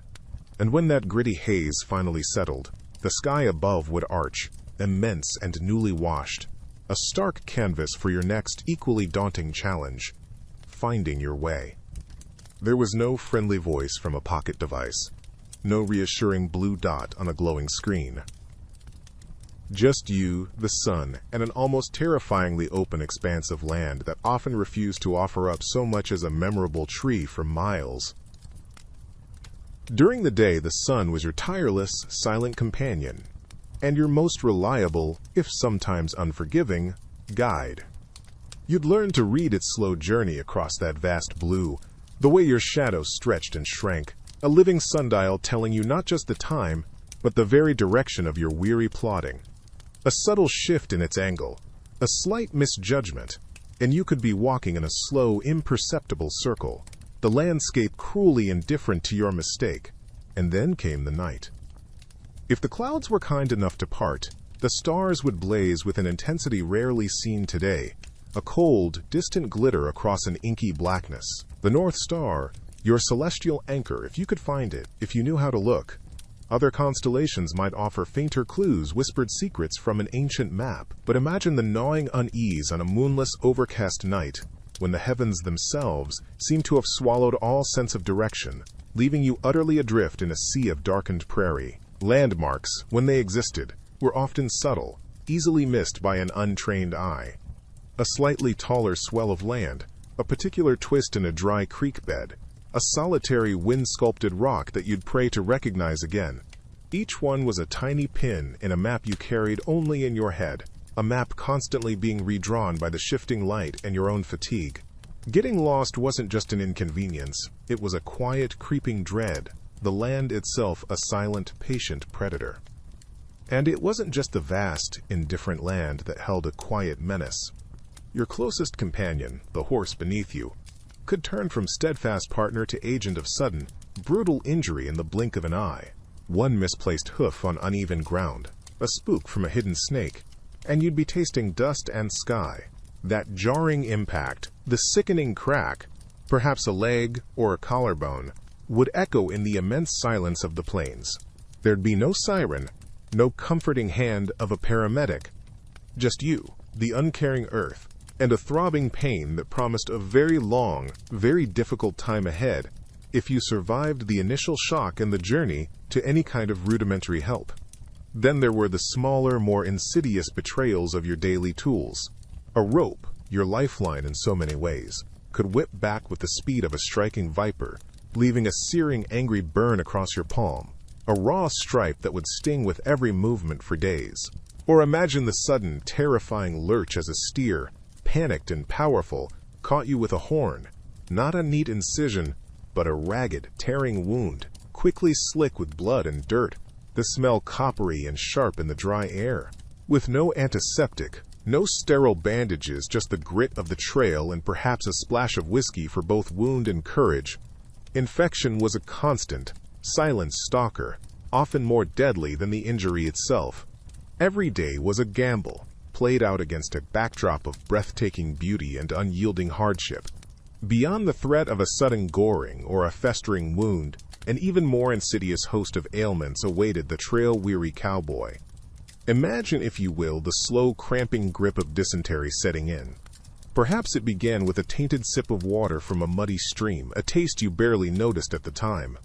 Soon, though, your world would shrink to the agonizing rhythm of sickness, the relentless evacuations leaving you weak, dehydrated, and profoundly miserable. There was no privacy, no gentle hand with a cool cloth, just the rough ground and the indifferent sky. The air around you, already thick with dust and cattle, would take on another more personal and deeply unpleasant scent. Or consider the chill that settles deep in your bones after days of riding through freezing rain, a chill that soon turns into a raging fever. Your lungs would feel like they were filled with fire and broken glass, each breath a shallow, rasping struggle. This was pneumonia, a common visitor on the plains, and with no antibiotics, no real medical care beyond a sip of whiskey or a poultice of dubious herbs, it often became a one-way journey. You might lie there, shivering in your bedroll, the sounds of the camp, the lowing of cattle, the murmur of voices, fading in and out, as your body fought a battle it was so often destined to lose. Even a simple infection, a scratch festering, a toothache blooming into a life-threatening abscess, could spell the end. These weren't dramatic sudden deaths, but slow, grinding descents, a testament to how vulnerable life truly was before the simplest of modern cures. And when that simple scratch did begin to fester, when the fever took hold, who would you turn to? The camp doc was rarely a man of formal learning. More often than not, he was the cook, his hands still dusted with flour or smelling faintly of bacon grease, now tasked with life and death decisions. Or perhaps it was just the oldest hand, the one who'd seen the most, his medical knowledge a patchwork of half-remembered folk cures and grim experience. Imagine the scene. You, lying there in the flickering firelight of the camp, every breath a little shallower, a little more of a struggle. The medicine man approaches, his face etched with genuine concern. But his tools are crude. His understanding of what truly ails you is profoundly limited. His medical bag, if such a grand term could even be applied to the worn leather pouch he carried, might contain a terrifyingly blunt knife, perhaps a precious bottle of laudanum for the pain, a dangerous friend indeed, or a collection of herbs whose properties were more whispered legend than established fact. A poultice of chewed tobacco leaves, still warm and damp, might be slapped onto an open wound, stinging fiercely. A hot iron, pulled glowing from the embers, could be applied to staunch bleeding, searing flesh and agony in equal measure, the acrid smell of it sharp in your nostrils. Amputations, when deemed unavoidable, were swift, brutal affairs, often relying more on the speed of the saw and a strong stomach from both patient and practitioner than any delicate surgical skill. There was a certain grim heroism to it, perhaps, this fumbling in the dark, a desperate attempt to stave off the inevitable with remedies that were, at best, a roll of the dice. These men did what they could, with what little they possessed, in a world where the slightest misstep, a broken bone, or a deep rattling cough could so easily become your final chapter. And then there was the quiet agony, the sort that didn't scream for a saw but gnawed at you from the inside out, the toothache. Imagine, if you will, a dull throb starting deep in your jaw, a sinister drumbeat against the quiet of the prairie. Days turn into nights, and the throb becomes a fiery lance, each pulse a fresh torment. There's no soothing clove oil here, no gentle dentist with soft hands and gleaming instruments for hundreds of miles. Your only hope might be the camp cook, or perhaps a farrier, someone known for a strong wrist and a pair of sturdy if somewhat rusty pliers. Whiskey might be offered, a generous swig to numb the terror more than the pain, a brief, fiery courage before the inevitable. You'd sit there, perhaps on an overturned bucket or a rough-hewn log, head tipped back, staring up at a vast, indifferent sky, trying to find some solace in its endless expanse. The dentist, often with no more qualification than a willingness to inflict what was deemed necessary pain, would pry open your mouth. The cold metal of the tool, tasting faintly of iron and the desperation of previous sufferers, would clamp down. Then, a sickening crunch, a wrenching pull, and if you were lucky, the offending tooth would come out, roots and all, a grim trophy. More often, it might break, leaving jagged shards and an even greater, more immediate torment behind, a fiery gateway for infection. The relief, when it came, was often drowned in a fresh wave of throbbing pain, the metallic tang of blood filling your mouth, a stark reminder of how fragile your comfort, your very well-being truly was out here.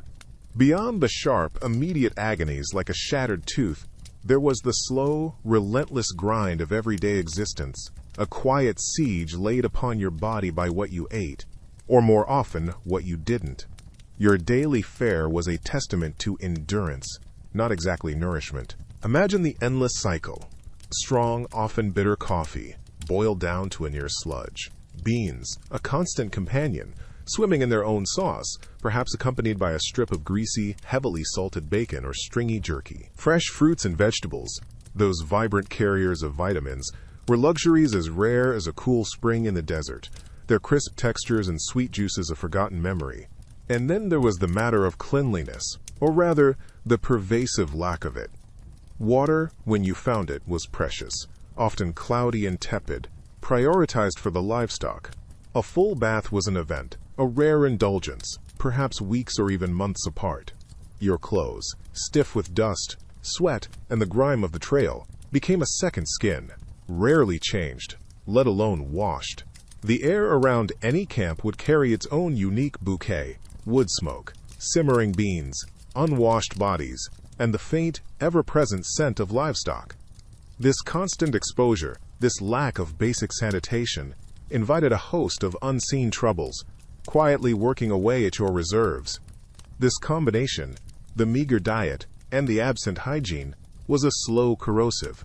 That persistent dull ache in your gut, the infamous prairie belly, a polite term for dysentery and other digestive miseries, would become an unwelcome, familiar friend. Without fresh produce, the telltale signs of scurvy might creep in: tender gums, aching joints, a profound weariness. It wasn't just the dramatic injuries that shortened a cowboy's life. It was this daily attritional warfare, a slow sapping of vitality, leaving you weathered and worn long before your time, each sunrise a testament to sheer grit rather than robust health.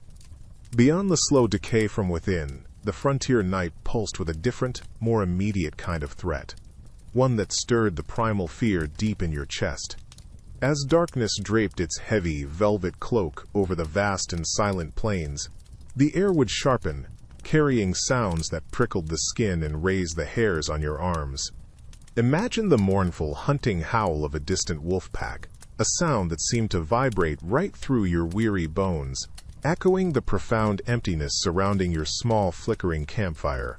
Or perhaps the closer, yipping, almost mocking chorus of coyotes, opportunistic shadows flitting just beyond the reach of the firelight, their eyes glinting like scattered hungry embers in the deep black. These weren't mere background noises, they were the constant guardians of your anxiety, a persistent low hum of danger that frayed already stretched nerves. Your cattle, your entire livelihood would be restless under their unseen gaze, shifting and lowing uneasily. A sudden, panicked stampede, perhaps sparked by the scent of a lurking grizzly bear, could mean utter ruin, or far worse if you found yourself in its path. These apex predators, the wolves with their pack intelligence, the coyotes with their cunning, and the bears with their immense, terrifying power, were an ever-present reality. The snap of a twig under a bear's massive paw, the low, guttural growl rumbling from its chest, these were signals that could instantly turn a quiet, lonely watch into a frantic, heart-pounding scramble for survival. You were, after all, just another creature in their domain, perhaps a softer target than a feisty longhorn, especially if isolated, injured, or simply unlucky. Sleep, when it came, was seldom deep, always shallow, listening for the whisper of danger on the wind. But the dangers that stalked the night, or lay hidden in the sun-baked earth, weren't always large enough to cast a fearsome shadow. Sometimes, the deadliest threats came in much smaller packages, silent assassins in the dust and grass. Imagine, as you finally unroll your thin bedroll after a long day, the dry, papery rustle that isn't the wind. It's the sound of a prairie rattlesnake, its scales whispering against the dirt, perhaps disturbed from its warm hiding spot beneath a rock near your chosen ground. Its rattle, a sudden, chilling maraca of impending doom, is a sound that would freeze your blood, a stark warning in the vast, uncaring silence. A misstep in the tall grass, a hand placed unwarily on a sun-warmed ledge, could bring you face to fang with one. And then there were the scorpions, tiny, armored nightmares scuttling in the dark, often seeking the same meager shelter as you. You might learn quickly to shake out your boots each morning, a ritual born of bitter experience, or the even more bitter tales of others who neglected this simple precaution. The sudden fiery stab of a scorpion's tail, perhaps as you reached for your saddlebag or shifted in your sleep, was a jolt of pure agony. This searing pain could linger for days, a throbbing reminder of your vulnerability, if you were lucky. Far from any doctor, any hope of anti-venom, such a small encounter could easily escalate, becoming a very big and very final problem. And let's not forget the endless, maddening legions of insects, a constant, almost invisible siege. Ticks burrowing into your skin, unwelcome guests, carrying fevers you couldn't name or treat, chiggers raising welts that burned and itched relentlessly, turning any attempt at rest into a torment of scratching and discomfort, biting flies that swarmed with vicious persistence, drawing blood, leaving you swatting and miserable under the relentless sun.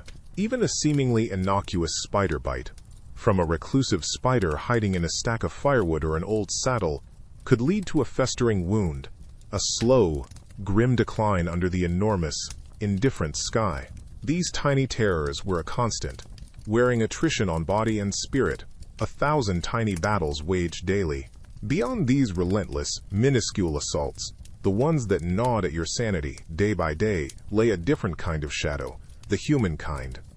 The dime novels and, later, the flickering silver screens would paint the frontier as a stage for constant, balletic gunfights, a relentless staccato of six-shooters. But the truth, as is often the case, was a quieter, more unsettling affair. Gunfights weren't an hourly occurrence, not by a long shot. Weeks, even months, might pass in the vast, lonely expanse, with nothing more threatening than a disgruntled steer or a prairie thunderstorm. This profound solitude could make any human encounter feel monumental, fraught with unknown potential. Yet, the possibility of violent confrontation hung in the air, thin and sharp as a shard of ice.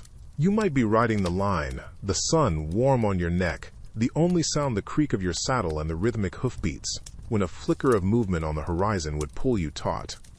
Were they fellow drovers? Or something else? The approach of strangers was rarely a casual event out on that immense, empty canvas.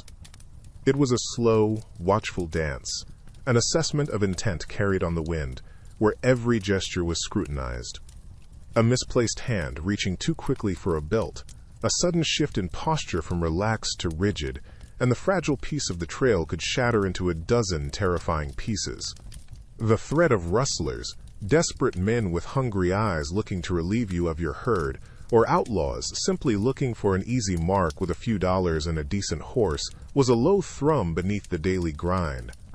It wasn't constant, no, but it was always there, a cold knot in the pit of your stomach, a reminder that out here, under that enormous, indifferent sky, your life could change, or end, with the sudden shocking violence of a gunshot echoing across the silent plains. But even if human malice passed you by, the trail itself was a relentless series of traps, laid not by cunning but by chance and physics. Consider the herd, those thousands of pounds of beef and bone you lived beside.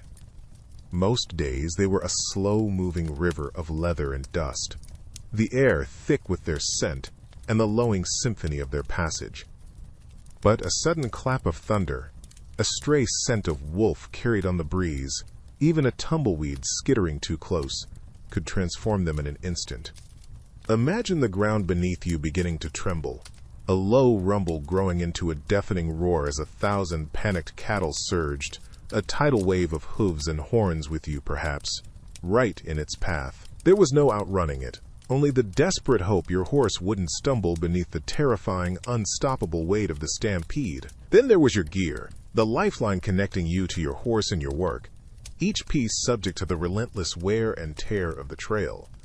A worn-out cinch strap, perhaps overlooked in the dim gray light of dawn, could snap mid-gallop, sending you crashing with brutal force to the hard-packed earth. A frayed rope, trusted to hold a struggling calf during branding, might give way at the worst possible moment, its fibers parting with a soft, almost apologetic sigh. These weren't dramatic failures, often, just the quiet surrender of overstressed leather or hemp. But out there, miles from any semblance of help, a broken leg from a fall, or a hand mangled in a roping accident, wasn't just painful. It was often a death sentence, slow and lonely. Under the vast, indifferent canvas of the sky, even a simple misstep held profound danger in this unforgiving landscape. Your horse, usually so sure-footed, could place a hoof in an unseen gopher hole, its leg snapping with a sickening crack that echoed in the sudden silence, pitching you headfirst onto the unforgiving prairie. A misplaced step in the dark around the dying embers of the campfire, a slip on a loose rock while scrambling up a dusty gully.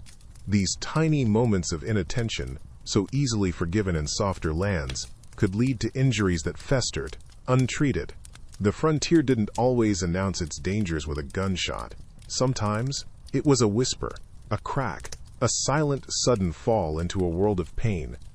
But if the day's relentless trials hadn't claimed you, then perhaps, just perhaps, you'd find yourself drawn towards the distant, flickering glow of the chuckwagon campfire.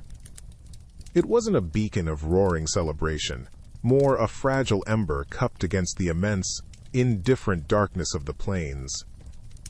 The air around it, thick, with the sharp earthy scent of burning mesquite or buffalo chips, and the promise of bitter, bubbling coffee, offered a thin blanket against the evening chill that crept across the land.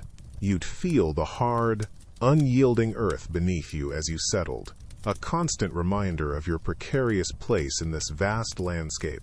Dinner, if you could generously call it that, was often a monotonous affair, ladled out by the cookie with practiced weary movements. A tin plate heavy with beans, swimming in their own thin gravy, perhaps some stringy salty bacon or beef, and a hunk of sourdough biscuit, often hard enough to chip a tooth if you weren't careful with that first hungry bite. The coffee, strong enough to float a horseshoe, as they'd say, was less a pleasure and more a necessary scalding jolt to weary bones and frayed nerves. Around you, the other drovers, their faces shadowed and etched with dust and fatigue in the firelight, might exchange a few terse words, their voices low, easily swallowed by the crackle of the flames and the distant, mournful call of a coyote. Sometimes a quiet song, a half-forgotten tune hummed into the night, a thread of shared humanity, but often just the companionable silence of profound exhaustion. This small circle of wavering light was a temporary truce with the wilderness, a brief, precious pause before the cold ground, and another dawn demanded everything from you once more. As the fire dwindles to a soft orange glow and the last embers whisper their goodnights, you turn your thoughts to sleep, but forget any notion of a soft bed. Your resting place is a bedroll, perhaps a couple of wool blankets, maybe a square of waterproof canvas if you're fortunate, unfurled directly onto the unyielding earth. Imagine yourself unrolling it now, the slightly musty scent of well-used fabric, mingling with the cool night air and the faint aroma of wood smoke still clinging to your clothes. The ground beneath you is rarely forgiving. It's a lumpy, uneven mattress of packed dirt, jutting rocks, or tangled grass roots, each one making its presence known through the thin layers of your bedding. You might find a flatter patch, clear away the worst of the stones, but true comfort is a distant dream. If the night is clear, the star-dusted sky above is a breathtaking, infinite canopy. Beautiful, yes, but offering little warmth, and no shield should the weather turn. A sudden prairie shower could leave you shivering in a sodden blanket, the dampness seeping into your very bones. The cold, a relentless companion. And then there are the other inhabitants of the night. The rustle in the grass nearby could be anything. A curious field mouse, a slithering snake seeking warmth, or perhaps just the wind. You try to ignore the sensation of tiny legs exploring your blanket, the itch on your skin, the knowledge that you are utterly exposed. Sleep, when it finally comes, is often shallow, punctuated by the need to shift on the hard ground, or pull your meager covering tighter against the chill, always with one ear half listening to the vast, indifferent wilderness around you. Even if you manage to drift off amidst the crawling things and the unyielding earth, the night was far from a peaceful sanctuary.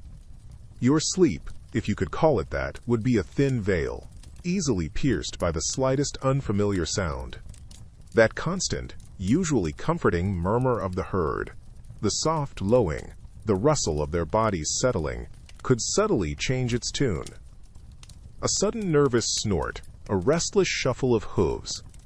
These were alarm bells your tired mind was conditioned to heed. Your ears would strain. Was that the stealthy pad of a coyote testing the perimeter?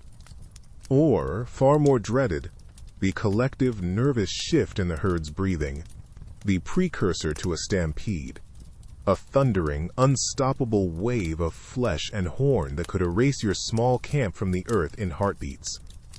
Every creak of leather from a nearby saddle, every soft cough from a fellow drover turning in his own thin blanket, registered. True, deep oblivion was a luxury rarely afforded on the trail. You'd learn to categorize sounds with an almost unconscious expertise. The sigh of the wind through the prairie grass was background noise, ignorable. The snap of a distant twig, however, demanded immediate, though quiet, investigation, or at least a sharpened awareness that pulled you further from proper sleep. Your eyelids might be heavy, your muscles screaming for stillness, but a core part of your brain remained stubbornly on duty, a vigilant sentinel. It was an exhausting existence, this constant, wearying hum of alertness, where true rest felt like a distant, almost forgotten dream, always just out of reach in the vast whispering darkness. The stars might be brilliant, a cold, indifferent diamond scatter above, but your gaze, even in supposed sleep, was often fixed on the shadowy horizon, listening more than seeing. And that constant, wearying hum of alertness, it wasn't merely a state of mind. It was a physical echo, the resonance of a body pushed relentlessly.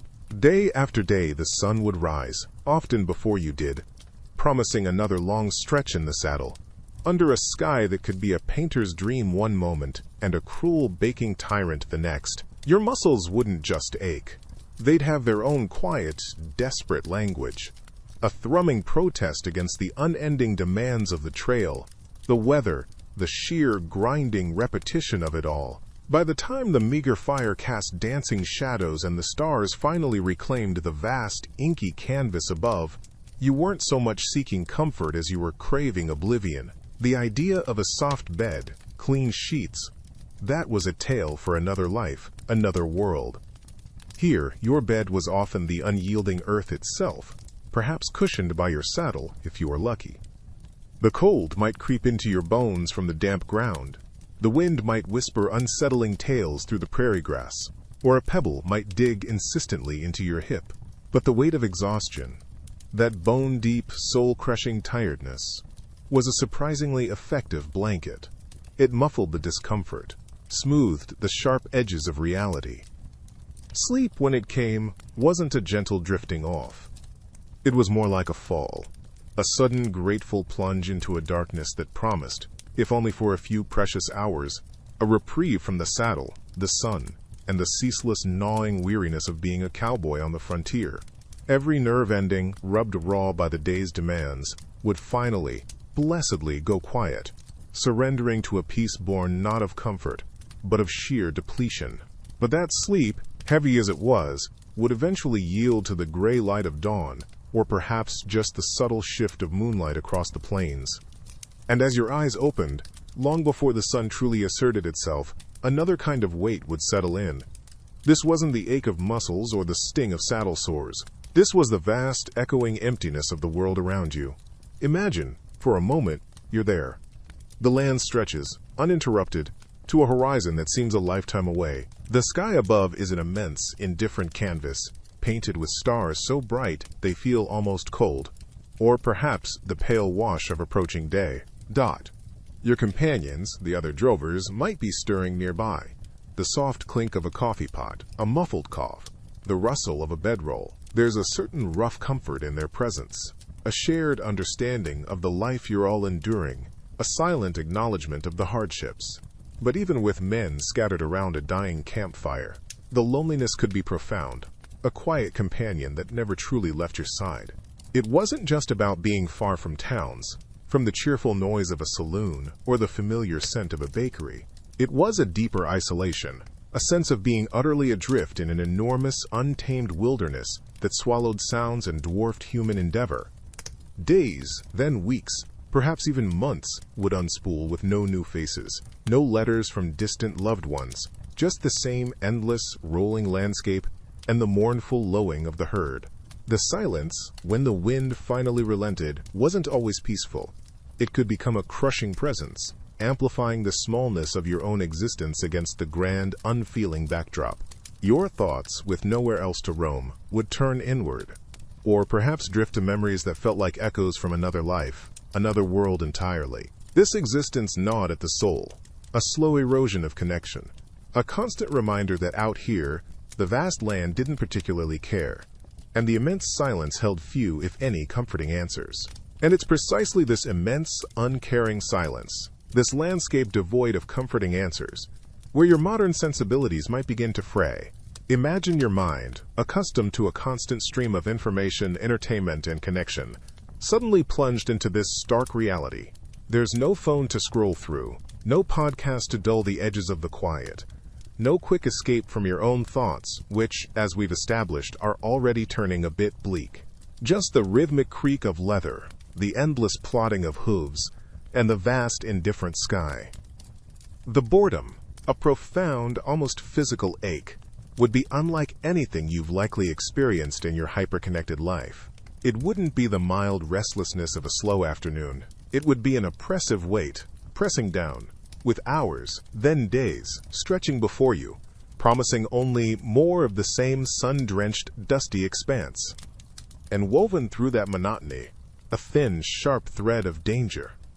Every rustle in the tall grass, every shadow that flickers at the edge of your vision, could be a threat. Your nerves, already jangly from the unfamiliar lack of stimulation, would likely scream for relief that simply isn't coming out here. It's not just about missing your creature comforts, though you certainly would, deeply. It's the mental landscape that would prove the true challenge. The cowboys of old possessed a profound, almost stoic resilience, an ability to exist within themselves, to find a quiet center amidst the nothingness, without the constant external validation or distraction our world provides.